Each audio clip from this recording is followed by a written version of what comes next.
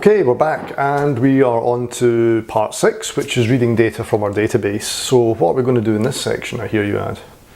Let's go to my beloved PowerPoint, and I love it so much, and we'll have a look. So in reading data from our database part 1, there is a part 2, we are going to add a TMDB context instance to our form. So we're actually going to use our DB context class that we've created and start exercising it a bit. We're going to use that to get a list of our statuses from our database, and it's super simple. We're then going to write them into our drop-down box, so you can select to do, done, blah, blah, blah. And I'm actually not going to show you the next bullet point because it will ruin the surprise that I have in store for you. So let's get started. So let's go to our forms code. Awesome.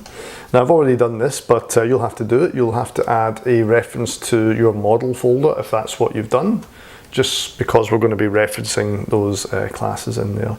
Now, to be honest with you, when I actually look at what we've called our classes, status and task, they're probably really bad names for classes that you create yourself, because I'm fairly sure they're reserved all over the place or they're used in other libraries and stuff like that. So possibly going back, I would have used a different naming convention, but we can fully qualify the name to get around that problem, but it just gets a bit annoying. So we're going to create a private TMDB context instance, and we'll just call it TM context.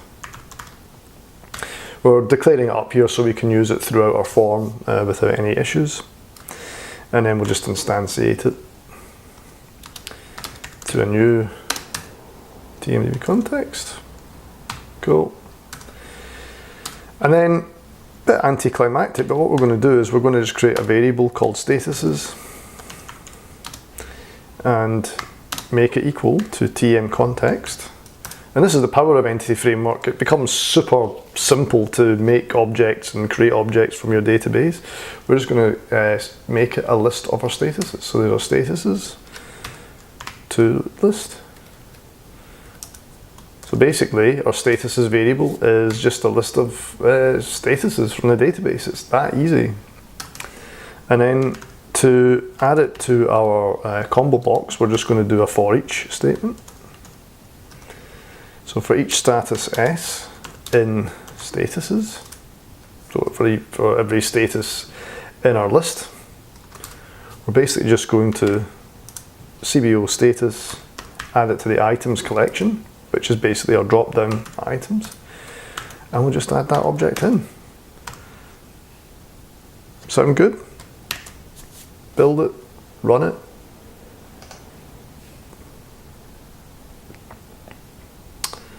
Dun dun dun, drum roll please. Now you can see here that it has actually populated 3 items into our drop-down, but it's not populated what we want. And that's simply because we're adding the full object S to the combo box. We're not adding the name property to the combo box. So I thought a number of ways around this, and I'd actually created my own bespoke combo box item object, but then I thought that's ridiculous. We've already got a nice object ready and waiting for us. So what I did simply was go to our status class, here it is here, and override the toString method. And so what that means is whenever toString is called on that object, we're going to override it and provide back something that we want it to provide back. So rather than that horrible string that you saw being provided back, we are just going to return. What do you think we're going to return? We are simply going to return name, which is basically our name attribute. So Control B to build. Run it again. Done, done, done. Drum roll please. There we go. We've got to do, in progress, and done.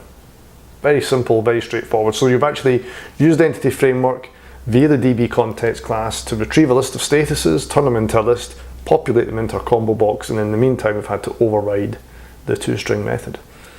It's pretty cool, eh? Quite easy. It is actually a very easy framework to use. Once you've done all that setup, let's plug on to the next section.